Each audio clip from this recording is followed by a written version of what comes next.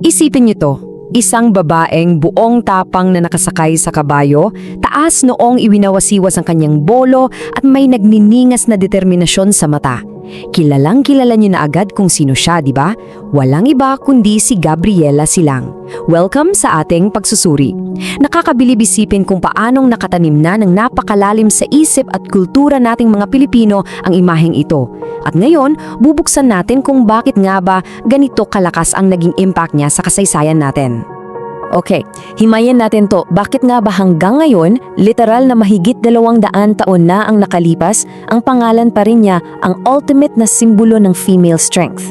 Hindi na lang natin siya pag-uusapan ngayon bilang isang simpleng pahina sa history books natin mula sa Ilocos noong 1700s. Ang titingnan natin ay yung modern relevance niya at kung paano siya naging buhay na patunay ng lakas na hindi kumukupas. Pumasok tayo sa unang bahagi, the Generala Archetype.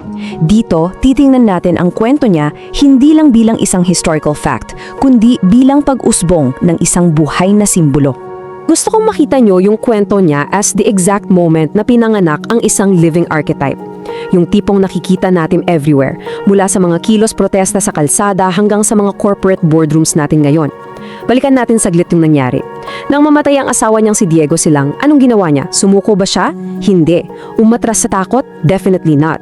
Sa halip, humakbang siya pasulong at kinuha ang pamumuno sa gitna ng matinding krisis. Pinatunayan niya na ang leadership ay hindi lang para sa mga kalalakihan. Dito ipinanganak yung archetype ng isang leader na kusang lumilitaw kapag pinakakailangan. And brilliantly, ipinapakita nito yung isang napakalaking cultural paradigm shift natin. Traditional kasi, 'di ba? Tinatawag natin ng mga kababaihan na ilaw ng tahanan. Tagagabay, oo, pero madalas nakakulong lang yung papel na yon sa loob ng pamilya at bahay. Pero dahil sa ehemplo ni Gabriela, umusbong yung konsepto ng isang generala. Naging makapangyarihang guiding force, siya hindi lang ng isang pamilya, kundi ng isang buong nasyon na naghahanap ng direksyon. Ngayon, pumunta tayo sa ikalawang bahagi, ang simbolo ng bolo. Excited akong pag-usapan to dahil sobrang lalim ng empowering na kahulugan sa likod ng iconic na sandatang ito. Now, kung anong nakaka-interest talaga sa slide na to ay kung paanong yung bolo ni Gabriela ay nag-transform mula sa pagiging literal na weapon of war papunta sa isang active na metafora. Naging tool ito para literal at figuratibong tabasin, putulin at sirain ang mga lumang tradisyon at gender barriers na pumipigil sa mga Pilipina na umangat sa lipunan natin. Dahil dyan, meron tayong napakalakas na phrase sa modernong panahon, Gabriela ka. Alam nyo, kapag tinawagan kang Gabriela ngayon, hindi lang ibig sabihin na matapang ka eh. Ang bigat ng meaning yan. Ibig sabihin, hawak mo yung power, yung talino, at yung kakayahang baguhin ang takbo ng history. Isang napakapambihirang pagkilala yon sa kakayahan mong gumawa ng totoong impact. Let's move to ikatlong bahagi, the modern Silongs. Tingnan natin kung paano nagiging totoo ang lahat ng ito sa buhay ng mga babaeng leader natin ngayon. Sino nga ba talaga itong mga tinatawag nating modernong Gabriela? Kung titingnan natin, may tatlong main characteristics sila. Una, yung matinding resilience sa pagbangon mula sa kahit anong pagsubok. Ikalawa, yung husay sa community organizing. At ikatlo, ipinapakita nila na ang tunay na pamumuno is about combining courage and heart. Dala-dala nila yung spirit ni Silang. From grassroots community organizers sa mga barangay natin hanggang sa mga high-level corporate CEOs na nagpapatakbo ng malalaking kumpanya. Iisa lang ang daloy ng tapang nila.